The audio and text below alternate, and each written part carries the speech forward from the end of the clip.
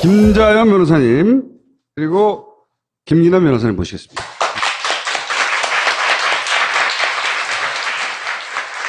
김자연 변호사님은 지금 그 문성근 씨 블랙리스트 사건 담당하고 있죠? 네. 네, 담당하고 있고 저랑 주진호 사건도 담당하고 계시고. 아, 종수님 예. 피고인석에서만 뵙다가. 그렇지. 주로 너는 피고인석에 앉아있는 것만 만났었죠. 그 다음에 더 거슬러 올라가면 간첩조작 사건, 서울시가 한 건 아니죠? 아, 유성 씨 사건이요? 예, 간첩조작 사건 생각나시죠? 그분과 결혼했어요. 예. 유승 씨 대박 난 거지? 너무 늦게 제가. 예. 로힝야 건에 대해서 사람들이 오해하거나 곡해하거나 잘못 공격하는 경우가 많다고 요걸 좀 바로잡고 싶다고. 저는 아시아 인권평화 디딤돌 아디에서 상근 활동하고 있는 김기남 변호사입니다. 앞에 보시는 사진은 아들을 잃은 어머니가 눈물을 흘리고 있는 모습입니다. 2016년 10월, 그래서, 로힝야, 아라칸 로힝야 구원군이라는 소위 자기 스스로를 그렇게 부르는 사람들이 경찰초소 3군데를 습격을 했습니다. 로힝야 반군으로 표현되는. 스스로를 라카인 로힝야 구원군이라고 표현하고 있습니다. 영어로는 언론에는 반군으로 표현되는. 예. 구원군이요? 네, 스스로를 구원군으로 구원군이라고 부르고 있고. 네네, 예. 그러고 있고, 그 이후에 미얀마 군부는 토벌작전을 하게 됐고, 토벌작전. 그로 인해서 엄청나게 많은 사람들, 즉, 7만여 명에 해당되는 사람들이 방글라데시로 피난을 가게 됩니다. 로힝자라고 하더라고요. 로힝야는. 우리나라에서만 로힝야라고 부르고 있고요. 로힝자들은 스스로 로힝자라고 부르고 있습니다. 로힝자, 그래서 예. 그들 존중하는 의미에서 로힝자라고 부르고 있습니다. 그리고 지난 8월 25일인데요.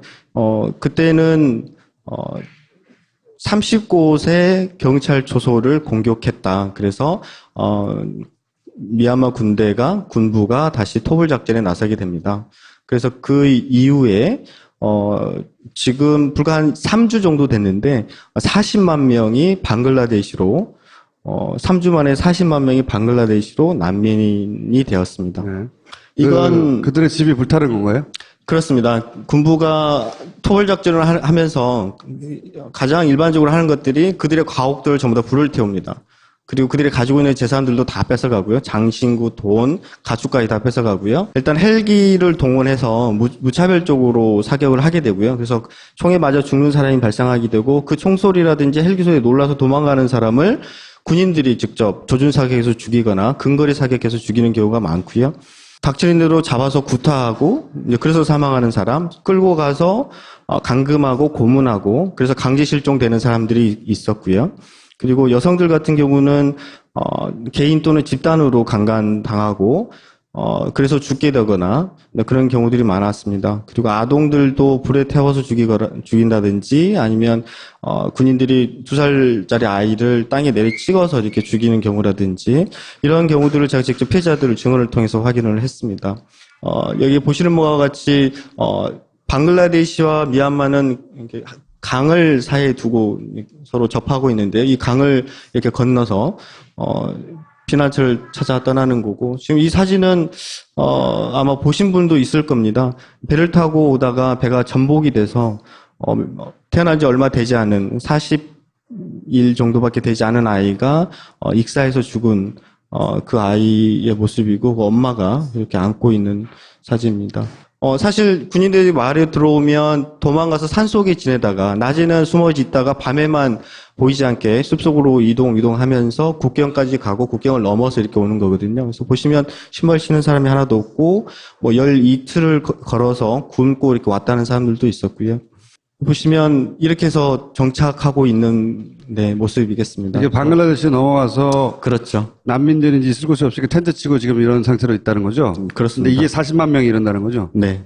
그리고 기존에 있었던 인원까지 하면 지금 현재 60만 명이 넘습니다. 10만 명. 그러면 로힝야 아직 남아있는 넘어가지 않은 사람은 얼마나 되고 넘어간 사람은 얼마나 되는 거예요? 일반적으로 전 세계적으로 로힝자족이 200만 명에서 250만 명 정도로 추산을 하고 있고요. 미얀마에서만 130만 명이라고 보고 있었습니다. 그 중에 3분의 1이 이번에 방글라데시로 3분의 1이. 넘어갔다라고 보면 되겠습니다. 그 영국 식민지였다가 일본 식민지였다가 다시 독립하는 이런 과정을 거쳤고요. 미얀마는 그 이후에 군사 독재 이런 오랜 60년 이상의 그 시절을 거쳤지 않습니까? 그래서 그 와중에 1978년도에 불법 체류자들을 이렇게 걸러낸다라는 작전, 나가민 작전이라는 것을 통해서 20만 명이 방글라데시로 이렇게 추방되는 그런 과정이 있었고요.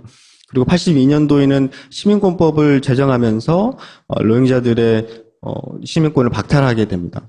그리고 90년도에 80년대는 사실상 소수민족이 군부에 저항하던 시기였습니다. 그래서 당시에 로힝자들도 마찬가지였는데 어떤 그러한 토벌 작전들이 심각하게 수행이 되면서 25만 명이 또 방글라데시로 갈 수밖에 없었던 그런 상황이 있었고요. 그리고 2012년도에는 불교도 여성을 무슬림 남성들이 성폭행을 했다라는 그 사건이 계기가 돼서 불교도 극단주의자들이 무슬림들을 공격하게 되는, 무슬림 집들을 다 방화하고 사람들을 죽이게 되는 사건들이 발생했습니다. 2012년도 이 사건으로 인해서 사실상 정부 추산으로는 200~300명 죽었다고 하는데 그건 정말 거짓말이고요. 훨씬 더 많은 사람, 정말 진상규명이 되지 않은 상황이기 때문에 훨씬 더 많은 사람이 희생됐을 것이라고 보고 10만 명 이상이 게토와 같은 캠프에서 갇혀진 채로 이렇게 살아오고 있었습니다. 그래서 이동의 자유도 전부 다 제한되어 있고, 교육도 못 받고, 경제활동도 할 수 없는. 그럼 어떻게 살라고 하는 말이냐? 이렇게 말을 할 정도로. 그렇지만 또 외부의 인도적 지원은 또 제한되어 있고, 그래서 상당히 너무나 어려운 그런 상황이 있었고요. 그렇기 때문에 더 이상 살 수 없다. 그래서 어디든지 가서 살아야겠다라고 해서 이제 해상 난민, 보트 피플이 생겨나게 됐습니다. 그래서 2015년도 16년 사건 전까지 그래서 엄청나게 많은 사람들이 그 인근 해역들을 표류하면서 이렇게 다녔었고요. 이게 바로 보시는 지도가 2012년도 이후에 캠프에서 살고 있는 사람들의 수치를 지도상에 표시한 겁니다. 그리고 이게 바로 그 보트 피플이 어느 쪽으로 갔는지를 보여주는 지도가 되겠습니다. 그래서 말레이시아라든지 태국, 인도네시아 이런 무슬림 국가들 중심으로 많이들 떠내려 갔습니다. 유엔과 국제사회는 이거 인종청소다, 반인도적 범죄에 해당되고 심지어 제너사이드에 해당된다, 대량 학살에 해당된다라고 비판하고 있고 유엔이 특히 사무총장과 유엔 인권 최고대표 사무소 최고대표가 그렇게 발언을 최근에 했고요. 그리고 프란치스코 교황도 권리 보장해야 된다. 달라이라마도 불자라면 도울 것이다. 이런 표현들을 하면서 압박을 해오고 있습니다. 반면에 미얀마 군부와 정부는 어떠한 입장이냐면 첫째로는 이들의 공격, 알사의 이 공격을 테러라고 규정을 합니다. 그래서 반테러 방지법에 따라서 적절하게 대응하고 있다라고 표현을 하고요. 유엔이라든지 이런 인권 침해 의혹에 대해서 이건 조작된 것이다 라고 얘기를 합니다. 그래서 자작극에 불과하다라는 건 로힝자족이 이렇게 가면서 스스로 불을 질렀고 그 이유는 국제사회의 이목을 주목시키고 지원을 받기 위해서 꾸민 것이다 라는 이야기를 하고요. 그리고 강간에 대한 의혹에 대해서는 로힝자족 여성들은 너무 불결해서 할 수 없다라는 그러한 입장을 공공연하게 밝히는 그런 일도 있고요. 최근에 이 엄청나게 많은 사람들이 난민화되고 있는데도 불구하고 많은 사람들이 이거 돈 주고 꾸민 짓이다라고, 심지어 군인들의 유니폼도 전부 다 돈 주고 사가지고 입히고 이렇게 우리가 연극하는 것처럼 그렇게 해서 사진 올리고 하는 것에 불과하다라는 그런 이야기들을 하고 있습니다. 그리고 유엔 때문에 우리는 잘못한 거 없다. 진상조사위원회를 꾸며도 군부 중심으로 꾸미고 해서 실제 운영이라든지 이런 것들이 독립적으로 이루어질 수 없는 그런 구조인데도 불구하고 그런 조사가 해보니까 사실상 조직적인 그런 건 없고 개인의 일탈에 불과하다라는 정도 수준으로 얘기를 하고 있고요. 그렇기 때문에 자연스럽게 유엔의 어떤 진상조사라든지 여러 압력에 대해서 거부를 하고 있는 상황입니다. 제가 사실은 지금 군부와 정부를 나눴잖아요. 네, 그 이유는 조금 특수한 미얀마의 상황 때문에 그렇습니다. 여러분들 수치여사 되게 뭐 민주주의의 아이콘이고 이 인권의 아이콘이라고 알고 있어서 사실 노벨 평화상도 받았는데 NLG 그래서 지금 정권을 잡고 있지 않습니까? 그래서 지금 18개월 정도 됐습니다. 그러니까 군부는 60년, 지금 NLG 정권은 18개월. 근데 2008년도에 제정한 헌법에 따르면 현재 대통령이 군 통수권자가 아닙니다. 군 최고 사령관이 따로 있고 그 사람이 군을 전부 다 통제를 합니다. 인사하며 군을 작전이라든지 이런 모든 것들을 총괄을 하게 되는 거죠. 언제든지 유사시에 국가 비상사태를 선포할 수 있는 권한도 있습니다. 국회의원도 4분의 1을 구성할 수 있죠. 네. 상원, 하원, 지방의회 모두 모든 그 레벨에서 25% 의석을 할당을 받고 있습니다. 우리로 치면은 70명을 국방부에서 선임하는 거하고 똑같아요. 국회의원을. 여기가 아웅산 수치 네. 이끄는 정부라면 실제 대통령도 아니죠. 예, 실제사로는 군부가 따로 있다. 그렇게 알고 있는데 책임이 다른가 이렇게 묻는 거죠. 예. 네. 그래서 실제 군사작전은 군부가 총괄하고 있고 모든 정보나 이런 걸 또 통제해서 외부의 객관적인 그런 뭐 모니터링을 할 수 있는 이런 기회들이 전혀 없는 상황에서 과연 그렇다면 정부가 책임을 져야 되느냐. 그리고 미얀마 시민사회의 반응입니다. 이게 지금 페이스북을 타고 계속 이렇게 돌고 있는 모습인데요. 세계 사람들은 지금 벵갈리를 죽이고 있다라고 보는데 자기네들이 실제로 느끼는 거는 미얀마 사람들이 죽고 있는 이런 상황이다라고 미얀마 시민들은 생각하고 있습니다.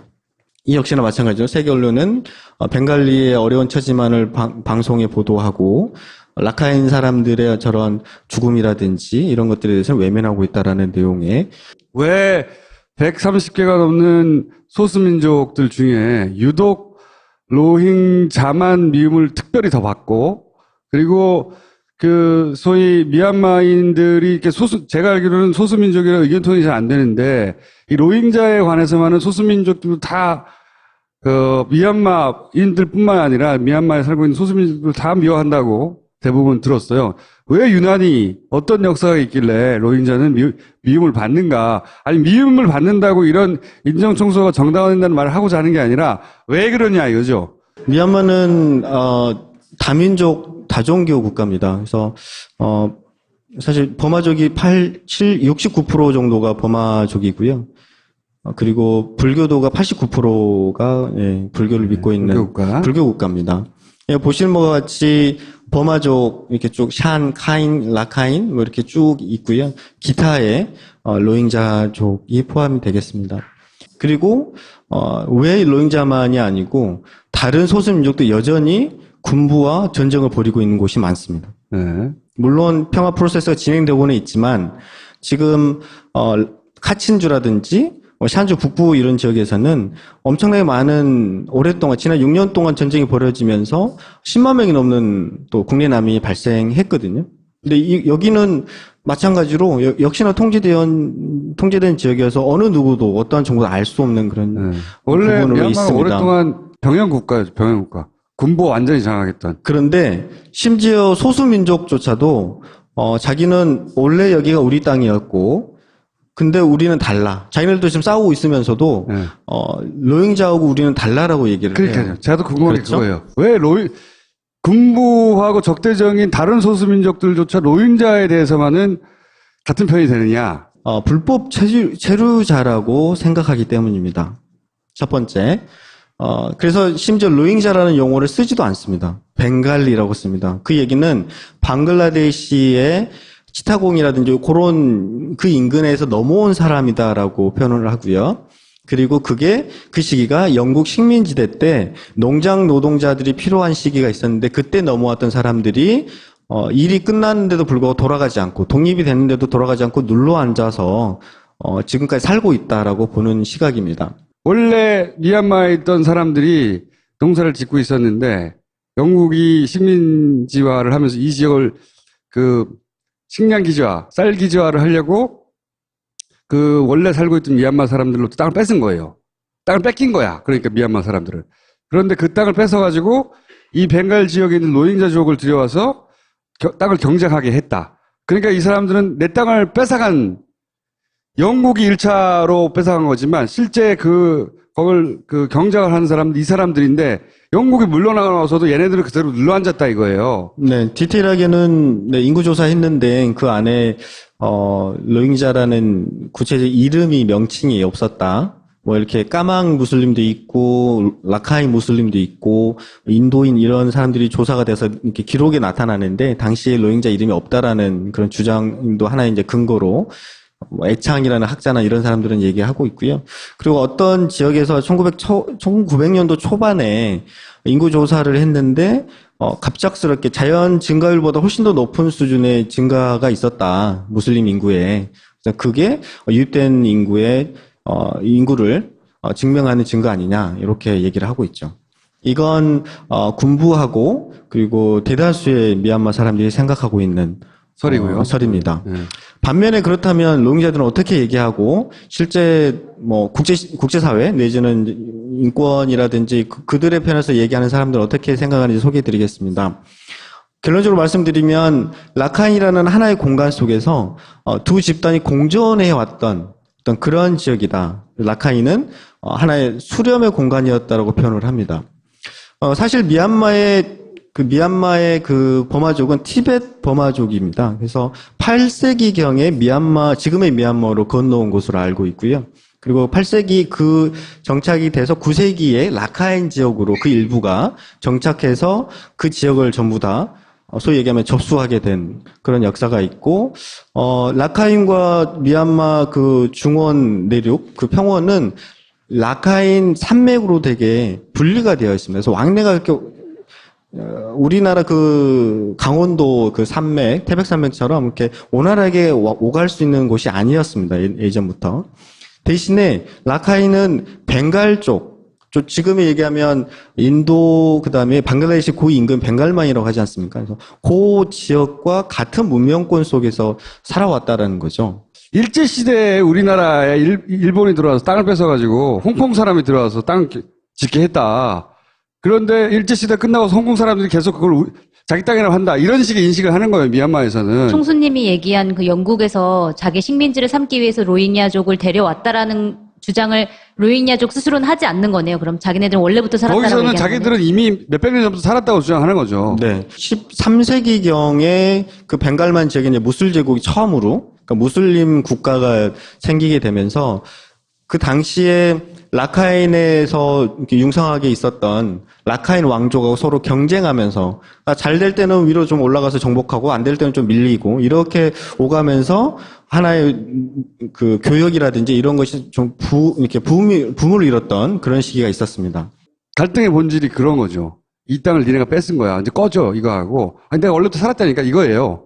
1430년도에 라카인 마지막 왕조가 350년 동안 이렇게 융성하게 이렇게 지내게 되는데요. 그러다가 사실상 17세기에 그들이 벵갈만에서 이 로힝자 무슬림들을 뭐라 그러죠?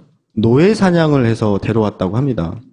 그래서 그들이 라카인 지역에 정착하고 커뮤니티가 생기면서 그때부터 사실상 무슬림 로힝자 인구들이 미얀마에 토착해서 살았다라고 하는 게 여기서는 주장해요. 얘기를 하죠. 예. 네. 근데 사실상 어떤 로힝자들은 7세기부터 자기네들이 무역을 하는 후예들이다라고 주장을 하는 사람들도 있습니다. 어느 설이 더 맞는지는 잘 모르겠는데 지금 이 설을 믿는 사람들이 그 권력을 쥐고 있는 거 군부인 거죠. 예. 그래서 이쪽을 탄압하고 있는 거고요. 이 사람들도 자기 정당성을 위해서 역사를 과장했을 수도 있어요. 내가 오랫동안 살았다고. 예. 어쨌든 사실은 왜 미워하냐를 이해하려면 이 설을 이해해야 되는 거고요. 예. 이랬다면 얘네들은 굉장히 나쁜 새끼들인 거죠. 원래부터 몇백 년 전부터 같이 살았었는데 왜 갑자기 그러는 거야? 라고 이제 말할 상황인 거고. 예. 그쵸? 이 설대로라면 미얀마에 있는 것 소수민족 전체가 로힝자에 대해서 엄청나게 나쁜 새끼들인 거예요. 그런데도 여전히 의문은 남습니다. 그러니까 절대 대다수 제가 만나봤던 사람들은 100%다 저런 입장을 보이고 있거든요. 그러니까 한 사람도 예외 없이 군부의 입장들을 지지하고 있습니다. 이게 사실일 수도 있어요. 나는 이게 사실이라고 한다고 해서 이 로힝자족을 저렇게 다 죽여버리는 게 정당화 될 수 없다고 생각하거든요. 물론 그렇습니다. 정당화 될 수 없다고 생각해서 이설을 믿고 싶은 마음이 있을 수 있어요. 근데 그건 상관이 없고, 어쨌든 이렇게 믿고 있는 거예요. 이 사람들은. 예. 근데 왜 하필 로힝자냐라고 했을 때 빼놓지 말아야 되는 것은, 그때 마지막 왕조가 드디어, 버마족에 의해서, 1780년도에 버마족에 의해서 지배를 당하게 되거든요. 그러면서, 버마족의 그 상좌 불교, 소위, 그 문화로 라카인 지역을 흡수를 해야 되잖아요. 소위 얘기하면 이제 버마화 시켜야 될 거 아니에요. 근데 그때 당시에 라카인의 불교 문화는 유사하니까 그게 좀 쉬웠다면 무슬림들은 말 그대로 척결의 대상이었던 거죠. 네, 그래서 어떤 사회 어떤 하나의 재편 과정에서 의도적으로 그들을 배제하고 혐오하는 어떤 이런 과정들이 일어났다라고 보고 종교적으로도 있습니다. 그런 혐오가 생겨나는 배경이 활용을 있었다. 하게 되는 거죠. 네. 그러니까 무슬림에 대한 혐오가 좀 강해진 거잖아요. 근데 이게 마바타라고 그래서 그 불교 극단주의자들 만든 조직이에요. 특히 이제 위라두라는 스님, 그러니까 승려가 이끄는 조직인데 무슬림들이 아이들을 많이 낳고 무슬림이랑 결혼하면 다 개종해야 되고 그래서 금방 미얀마는 무슬림화 될 것이다라는 위기감을 조성하고요. 또 이러한 것들을 바탕으로 해서 혐오 발언이라든지 편견들을 퍼뜨리고 있습니다.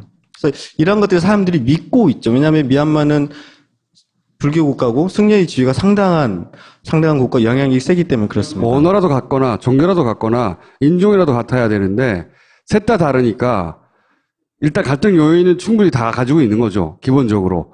이쪽이 힘이 세냐 저쪽이 힘이 세냐 혹은 인도족이냐 아니냐 혹은 뭐 인간으로 살 수 있는 범주를 넘어섰냐 아니냐 여러 가지 따질 수 있는데 기본적으로 제가 보기에는 같이 살기 힘들어요. 네. 자, 그런데 정치적인 부분은요?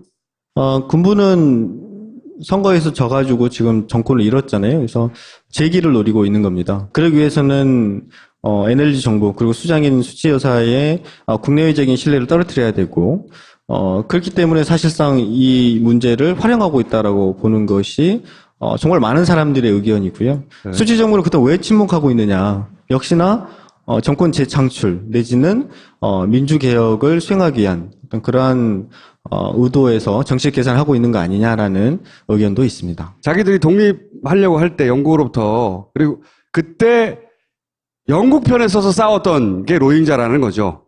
근데 그 인식에 문제가 있는 건 당시에 단일 국가였느냐 미얀마 전체가 그렇지 않았습니다. 사실상. 그러니까 우리나라로 치면 일제 식민지 시대에 일제 앞잡이 역할을 했다. 그렇게 네. 자기들은 이해하는 거죠. 그게 네. 그 역사가 어느 정도 많은 왜곡됐건 시민들이 아니면. 댓글을 그렇게 달고 있습니다. 네. 네. 근데 그게 실제로는 그게 역사적으로는 사실이 아니다라는 건가요?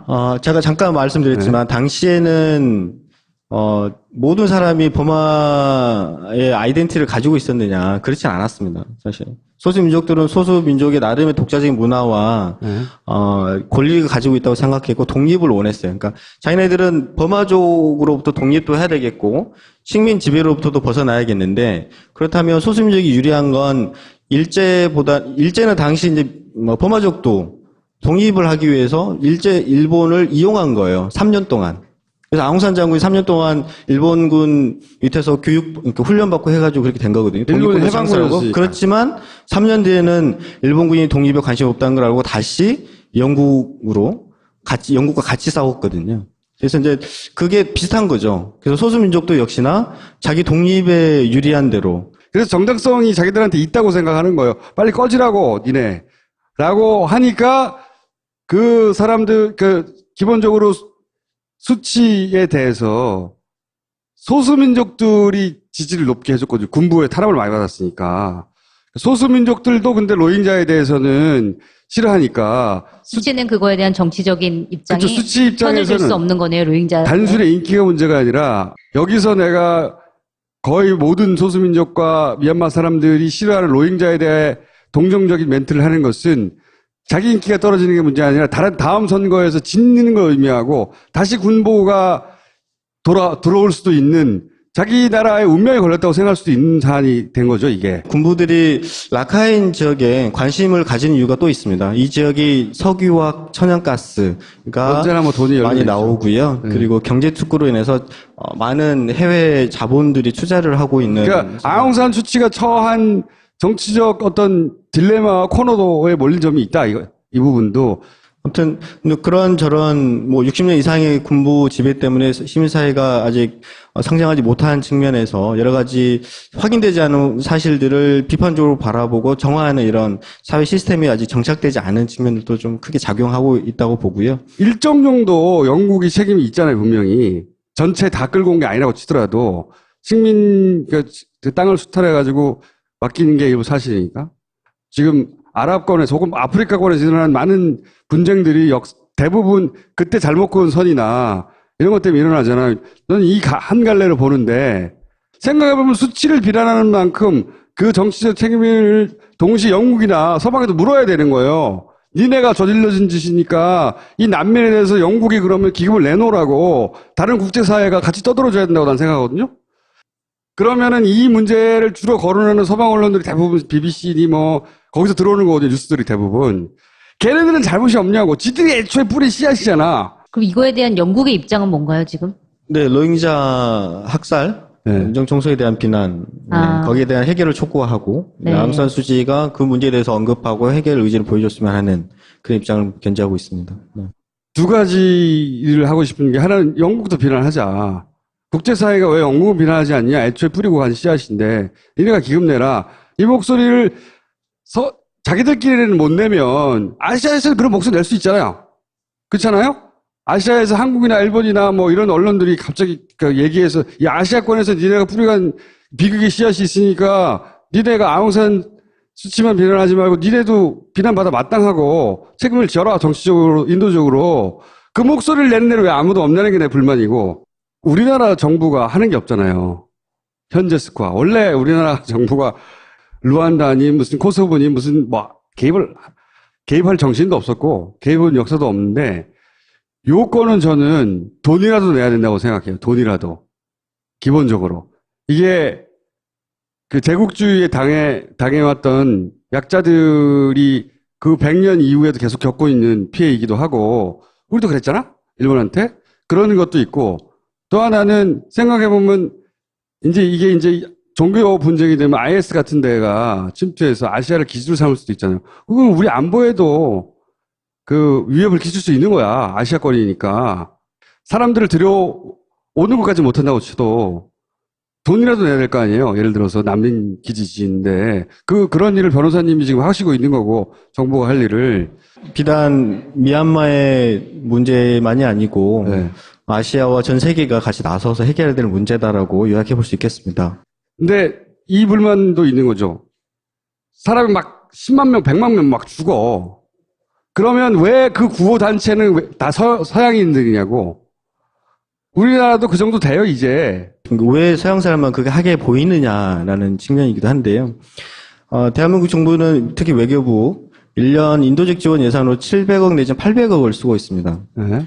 그런데 그 대부분을 UN 기구를 통해서 집행을 하고 있고요. 네. 그러면 우리 돈을 가지고 소위 이제 쉽게 말씀드리면 UN 특히 이제 서양 사람이 많이 근무하고 있는 사람들이 집행하고 있는 그런 구조가 되고요. 실제 이걸 민간을 통해서 특히 뭐 이런 인도적 지원하는 민간 단체를 통해서 집행하는 것은 실제 2~30억 정도에 불과하다고 합니다. 그래서 눈에 보이지도 않겠네요. 네, 이것도 좀 개선돼야 될 부분인 것 같고요.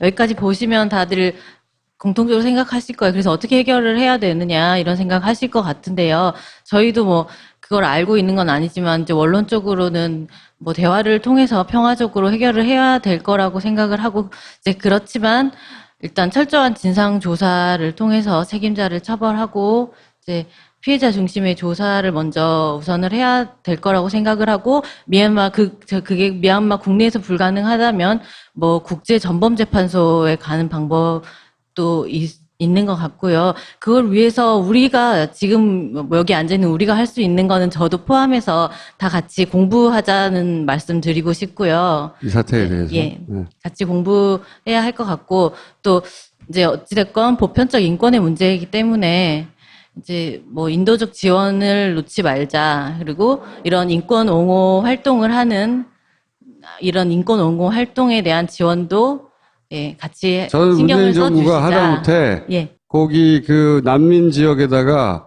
뭐 건물이라도 몇 개 지어줘야 된다고 생각을 해요. 예, 그런 네. 것도 좋고 이제 더 가까이는 이렇게 아디라는 단체처럼 인권 옹호 활동을 하고 있는 단체에 대한 뭐 후원이 가장 간단한 방법이기도 하고요. 제가 그만하려고 하는 거지. 예, 제가 부탁드리고 싶은 말씀이고, 예, 제가 예. 예, 드리고 아디요? 싶은 말씀입니다. 정확하게 예. 알려주세요.